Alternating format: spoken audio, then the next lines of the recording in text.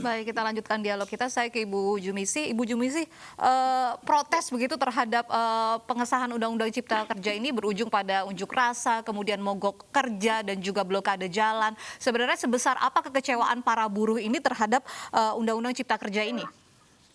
Kalau ditanya kekecewaannya sebesar apa, tentu saja itu tidak bisa diungkapkan dengan kata-kata. Pasti kecewa, karena kita dari awal kan memang terlibat dalam proses penolakan-penolakan terhadap Omnibus Law yang dari awal memang sudah kita nyatakan tidak transparan, tidak demokratis, dan tidak akuntabel gitu.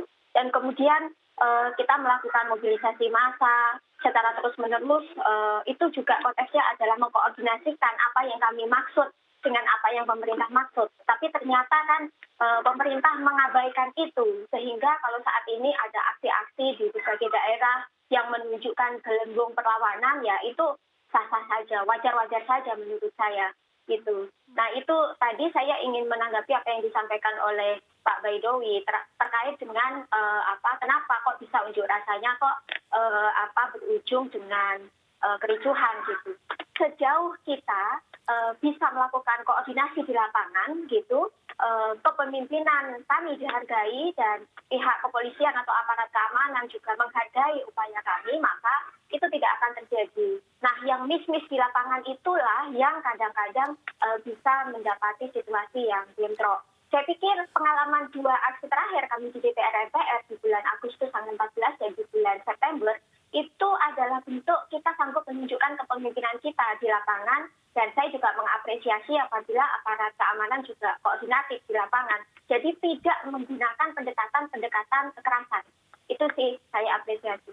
Oke, saya ke Pak Baidowi. Pak Baidowi, tadi Anda mengatakan di segmen sebelumnya bahwa sah-sah saja masyarakat untuk berunjuk rasa sebagai jalur untuk meluapkan aspirasi mereka. Apakah ini hanya akan dilihat saja, ditonton saja oleh anggota DPR, atau ada langkah konkret yang akan diambil sebagai tanggapan dari aksi masyarakat? Substansi dari yang diaksikan itu apa? Itu kan pertanyaan berikutnya. Kalau tadi disampaikan pembahasan tidak transparan, saya bantah 100%. Tidak transparan bagaimana? Wong pembahasan di tingkat panja, kita siarkan secara terbuka melalui TV parlemen, medsos maupun web DPR. Publik berhak tahu. Tidak ada pembahasan RUU di DPR yang seterbuka Undang-Undang Cipta Kerja ini. Tidak ada, bisa dicek itu. Dan iNews TV bisa mendapatkan rekamannya di mana-mana, bahkan itu siaran langsung gitu loh. Jadi kalau dikatakan tidak transparan, nah dalam hal apa? Yang berikutnya terkait dengan kedatangan protes sebelum RUU ini disahkan, ya kami tampung gitu. Terus kami perjuangkan di pembahasan. Dan pembahasan itu ada proses politik. Di situ ada pemerintah, ada DPR, ada DPD. Tidak bisa berat sebelah. Yang diminta langkah konkretnya Pak Baidowi ini kan protesnya menolak begitu Undang-Undang Cipta Kerja ini. Kalau ditolak ada mekanisme ke Mahkamah Konstitusi, silahkan aja digugat. Tapi yang menjadi penyebab mereka itu aksi, apakah sudah membaca ataupun mendapatkan informasi yang benar. Jangan sampai yang membuat mereka terpancing itu gara-gara informasi sesat dan menyesatkan. Karena itu faktanya ada banyak informasi-informasi liar, informasi sesat, itu beredar di masyarakat, bahkan ditujukan ke kami langsung. Bahkan saudara-saudara saya yang ada di daerah itu juga protes. Protesnya apa? Ada 13 isu yang dikirim ke saya yang semuanya itu tidak benar gitu. Jangan-jangan terprovokasi oleh itu. Meskipun kita sudah jelaskan informasi begitu, Pak Baidowi. Meskipun sudah kita jelaskan berulang-ulang, itu masih belum bisa. Saya ingin menyampaikan, Pak Baidowi juga mesti mendengar saya dong. Kenapa kami dari pihak Serikat Buruh sangat bersikeras terhadap penolakan terhadap Omnibus Law. Bahkan menggunakan masa reses, menggunakan masa-masa COVID di hari libur Sabtu Minggu, sampai kemudian memajukan jadwal-jadwal sidang. Itu adalah upaya yang sebetulnya tidak sesuai dengan yang kita harapkan. Kalau secara substansi jelas ada penolakan. Misalnya UMK boleh atau tidak boleh diatur oleh pemerintah setempat. Itu apa? Itu kan artinya tidak memberi kepastian terhadap upah. Terus kemudian jam kerja. Jam kerja kita hanya dikasih waktu istirahat setengah jam. Terus jam lembur ditambah menjadi 4 jam. Siapa bilang setengah jam? Baca dong. Bapak, Kita sudah baca draftnya yang diketok palu tanggal 5 kemarin. Terus kemudian jam istirahat.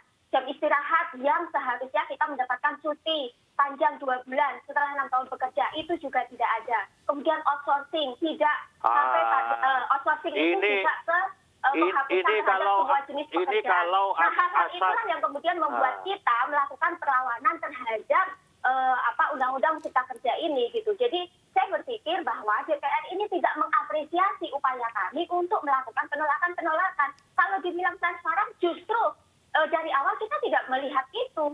Terkesan sembunyi-sembunyi, draft yang diedar, dibilang itu bukan substansi dari DPR, ditarik lagi, terus kemudian muncul lagi. Nah, itu terkesan sembunyi-sembunyi. Yang terakhir ini bahkan kita bisa melihat dan menyaksikan dengan kasat mata, kok bisa malam sidang, kok bisa situasi COVID digunakan, kok bisa memajukan jadwal-jadwal sidang, sementara informasi yang sudah beredar itu di tanggal 8 dan di tanggal 9. Jadi itu yang perlu kami sampaikan kepada teman-teman publik bahwa sudah bisa gantian nggak itu ngomong? Baik. Ya, Silakan bisa gantian Pak nggak Baidowi, ngomong? silakan. Nggak bisa dong begini terus. Jadi begini Bu, kita tidak pernah mengomong akan disahkan tanggal berapa. Itu yang nyebut media, termasuk iNews ini. Kita nggak pernah memutuskan ngomong, membuat keputusan akan disahkan tanggal berapa. Saya sendiri ngomong akan disahkan ketika undang-undang ini selesai dibahas. Yang kedua, pembahasan undang-undang di DPR itu ada limitasi waktu, yakni 3 kali masa sidang. Ini sudah masuk 3 kali masa sidang. Soal waktu di hari libur hari itu, kita sudah mendapatkan izin pimpinan DPR sesuai dengan tatib DPR. Dan itu disiarkan secara terbuka. Kalau ditutup-tutupi berarti tidak kita siarkan. Yang berikutnya yang Ibu sampaikan itu banyak yang miskomunikasi, banyak yang tidak utuh. Inilah yang membuat masyarakat di bawah protes karena mendapatkan informasi yang tidak akurat. Apa yang disampaikan tadi itu banyak yang tidak akurat. Contoh, mengenai masa kerja dalam 1 hari tetap sesuai dengan undang-undang yang lama, maksimal 8 jam dalam sehari dengan istirahat 1 jam.